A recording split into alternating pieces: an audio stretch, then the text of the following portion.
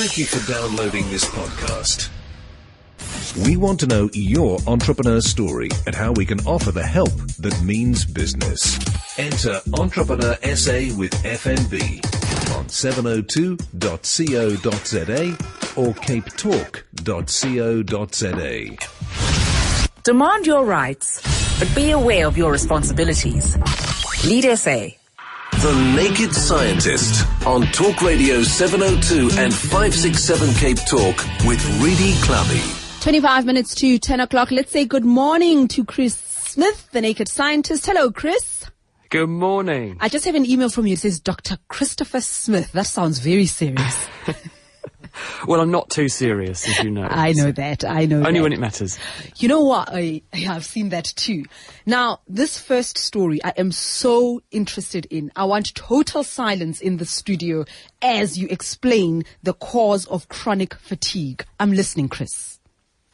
Well, there's this entity called chronic fatigue syndrome, also known as ME, which has been around for a very long time.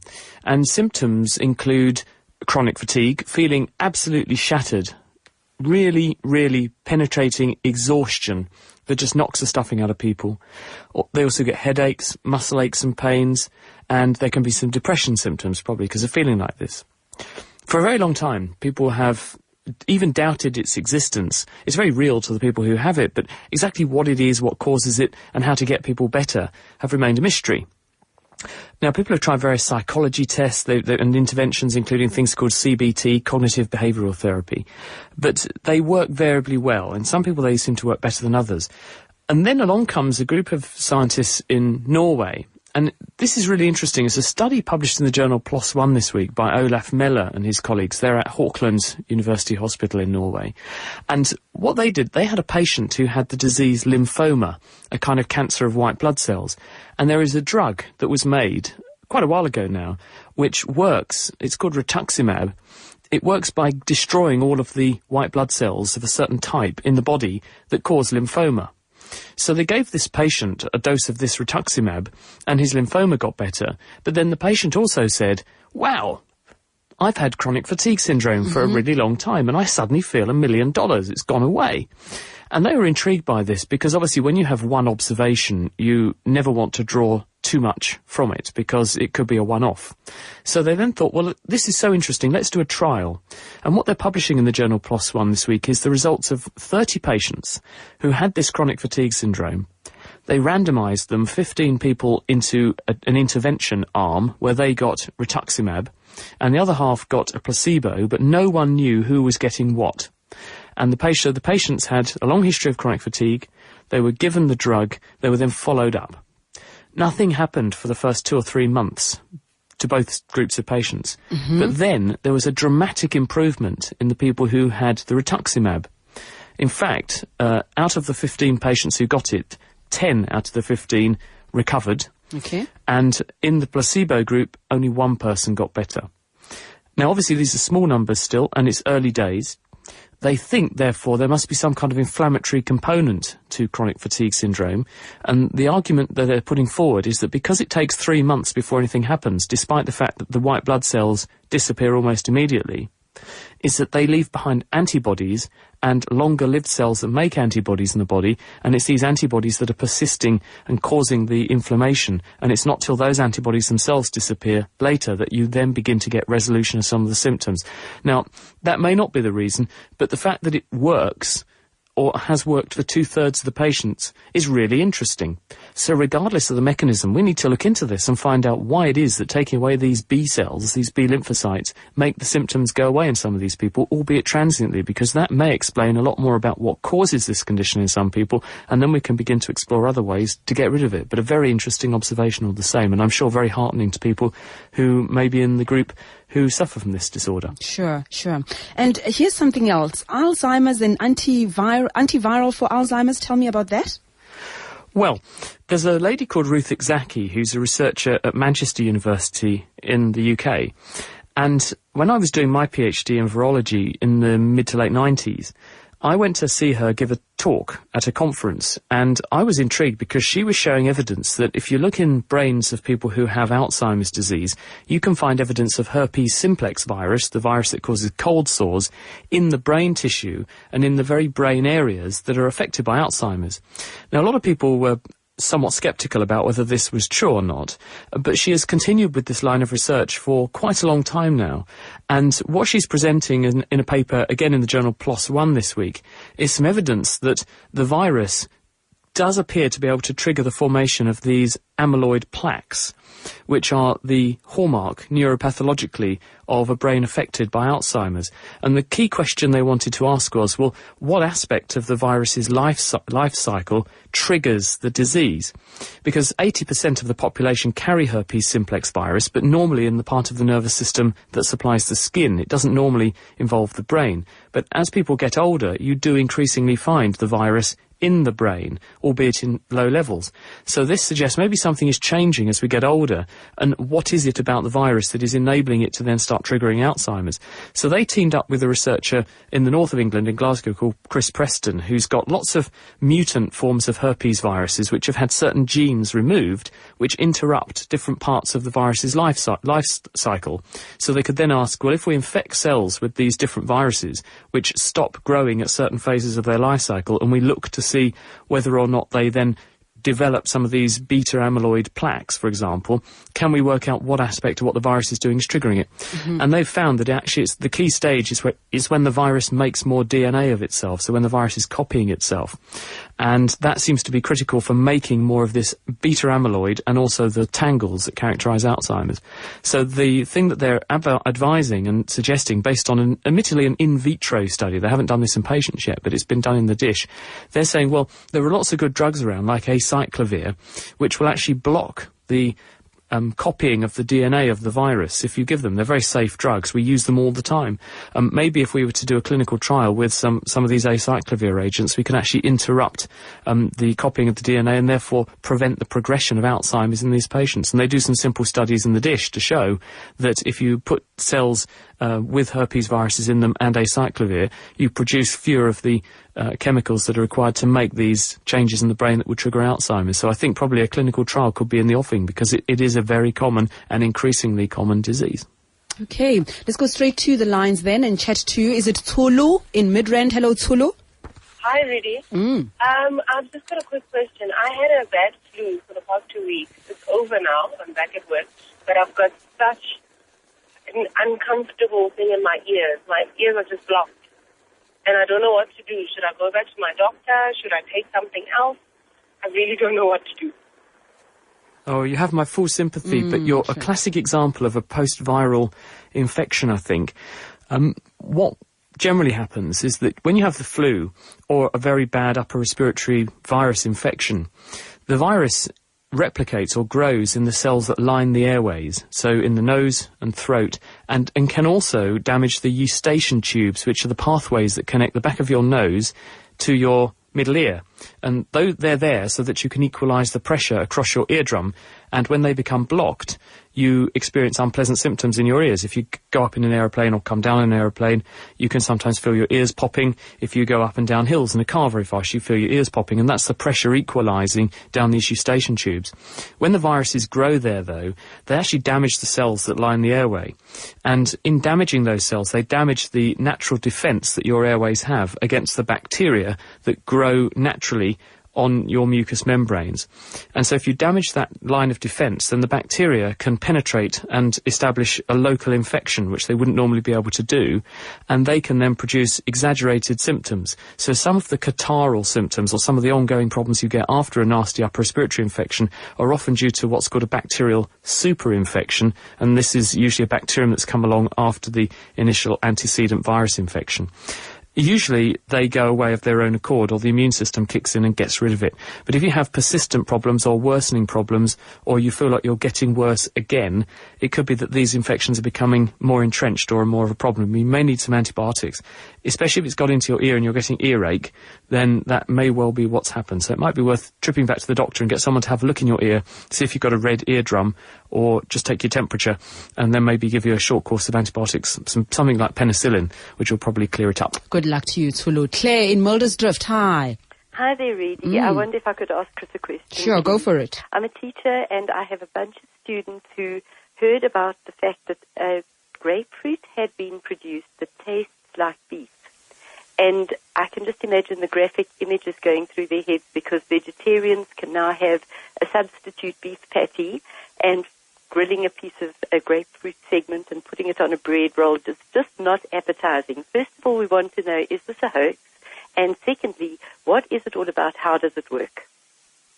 Hello, Claire. Hi there, Well, you've Chris. got me on this one because I've not heard of actually making fruit that tastes like an animal. Haven't come across that. But it's not entirely impossible or implausible because all that taste and smell is just chemistry. And it's molecules which are docking or linking up with receptors, which are a bit like gloves that you put hands into. So you have molecules that are a certain shape, like your fingers, and you have receptors which are like the gloves that match the hands and the fingers. And when the two slot together, then the receptor fires off a barrage of nerve impulses. If it's in your tongue, it goes along a certain nerve to your brainstem. If it's in your nose, it goes along a different nerve into the olfactory or smelling parts of the brain. And the brain unites all of these nerve signals together and works out what flavours and what textures you're experiencing in your mouth and up your nose. So when you eat something, basically what you're doing is your own chemical analysis of what's in that thing, and then you're adding to it the other visceral sensations that go with it, the temperature, the texture, and so on. And that's what we experience as the food. So if you change the chemistry of what you put into your mouth, then you can dramatically change the way we experience it. And there's also a very strong visual element to this as well. People have done quite nice studies where if you take a glass of red wine and a glass of white wine, you clearly know what they are, and they have a strong taste associated with each one. But if you take white wine and you put some food colouring in it, then people dramatically change their experience of it. And if you blindfold people and get them to try red wines and white wines, then they really struggle often to tell the difference between them, surprisingly. Obviously, someone who's very experienced at wine tasting won't. So in other words, when we experience foods and taste, there is a huge integration of all of this sensory information. And I think, therefore, if you made fruit that tasted like beef, you could potentially do it by putting some of the proteins that makes beef taste like beef into a grapefruit. It probably could make them. You probably would get some of the flavour. But the whole context would be wrong, the texture would be wrong, and therefore it just would taste wrong. And I don't think that people would find it very enjoyable. But I'm certainly very happy to go and have a look and see if there is actually any published evidence of people doing this. Okay, thank you very much, Claire. Thanks indeed. Very interesting question. Is it Pierre in Braamfontein? Hi. Hello everyone. Yeah, I have a question on genetic diversity. How come Africans have more genetic diversity than other races? And two, was that story of a blonde-haired, blue-eyed baby born of parents of Nigerian descent true? And three, why can't we tickle ourselves? Thank you. Why can't we? Why can't we tickle ourselves? Well, you've just tickled me with that question. Let's see what the naked Well done, scientist Reedy. has to say. Very quick. Well, we've got a handful of questions there. Well, first of all, the genetic diversity one.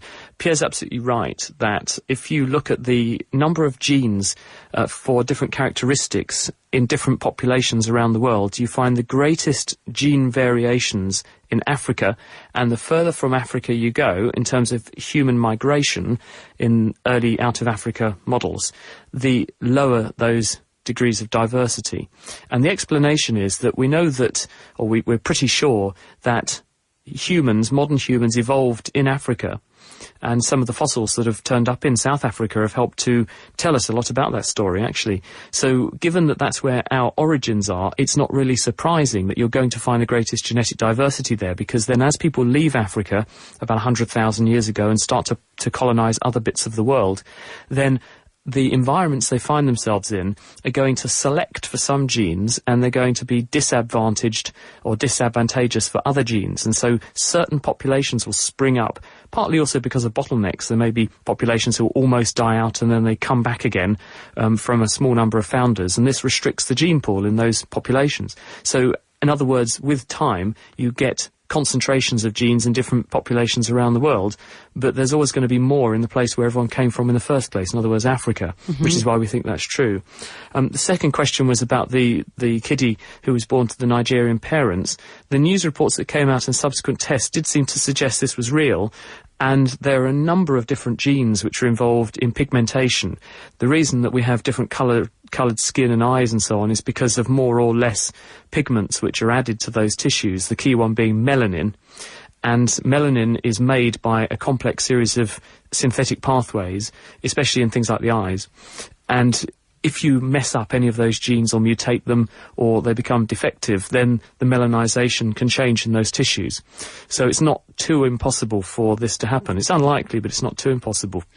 In terms of tickling yourself, we think that the reason you can't do this, and no one knows for absolute sure, but we think the reason you can't do this is because the way that your brain works out what is going on outside your body and make sure you're not distracted by stimuli arising from inside your body is that there's a region of the nervous system which compares what you're doing and therefore what it expects the stimuli to be coming back in with what's actually coming in.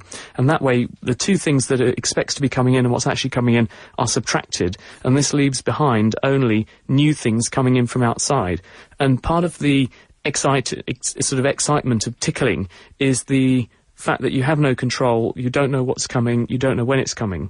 And this makes you pay a lot of attention to it. But when you do it yourself, you know exactly where you're going to tickle yourself. You know how hard you're going to tickle yourself. You know what you're going to do. So your brain is already anticipating that and deleting it from the information coming in. Wow. So it's less hard to pay attention to it. Wow. You know, I spent all my childhood telling my brother that the doctor said I should not be tickled, otherwise I'll die. And he believed me because he was so good at tickling people. And it was the most painful thing ever. So one day I just came back and said, Mom took me to the doctor and I shouldn't be tickled. And he believed me right until our teens. And he said, I've got a lot to pay for. There's a gentleman in Switzerland, and he's called Olaf Blanke, and he works on schizophrenia. Yeah. And they have found a region of the brain which is at the junction between the occipital lobe at the back and the parietal lobe, which is across the sort of middle part of the brain. And in that area is a region which does this subtraction of what you should be experiencing and what you're creating in inside yourself. And if you deactivate this region, then, or you look in people who have schizophrenia, it's possible you'll find problem in this area. That is probably where you create hallucinations if you don't have this area working properly. So there is actually a defined brain area which is probably involved in doing this appropriate comparison job. All right, let's go to Mark. Mark in the West Rand. Good morning. Hi, Ree. Hi, Chris. I hope you can help me with this one. It's sort of strange, also to do with sensations. When I picture my kids, I've got two daughters, when I picture them getting hurt, I tell them, don't go run outside, don't fall, don't scrape your knee, or I picture them getting a paper cut or cutting themselves, I experience a strange sensation running down my back or my spine, or even half experience that sensation on my knee when I imagining them getting hurt. Why does this happen? Hi, Mark. I have that too.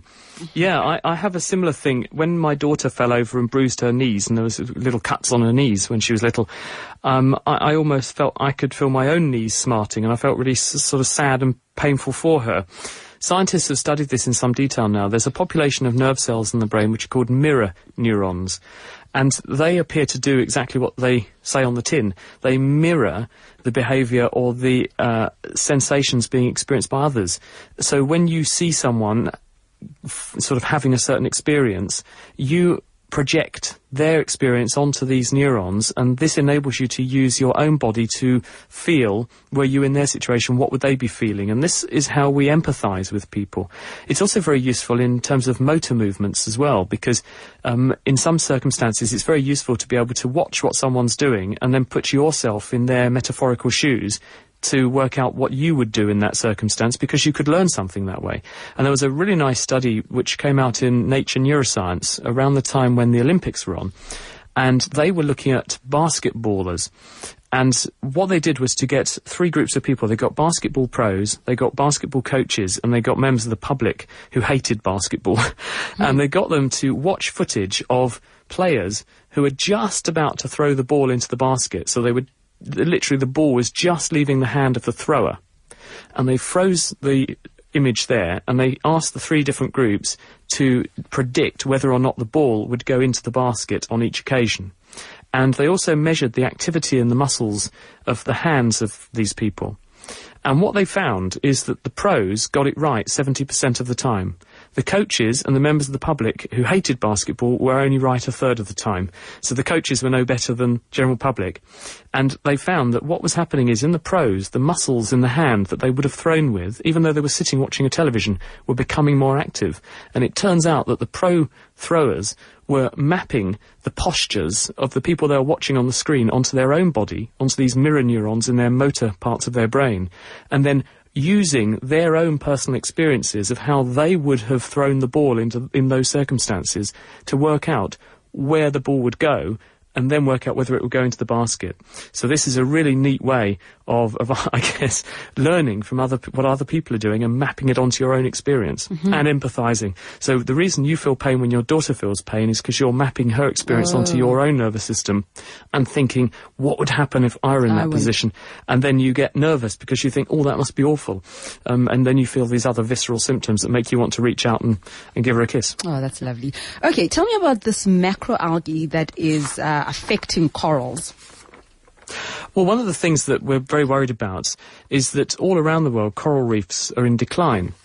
And the question is, why are they in decline and why don't they recover? When the problem, if it's a big storm or some water pollution or something damages the coral, why do they recover so poorly?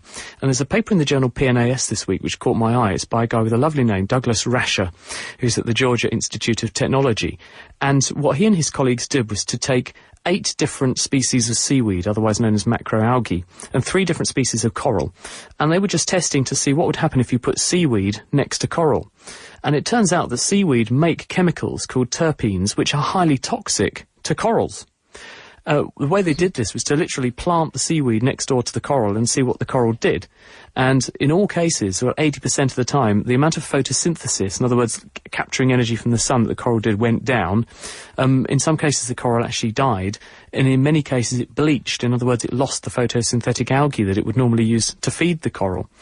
And when they said, well, is this because just there's a proximity effect, there's seaweed blanketing the coral, maybe it doesn't like that, they made some plastic models of the corals, some plastic models of the seaweed, and the coral was just fine. So there was obviously something coming out of the seaweed.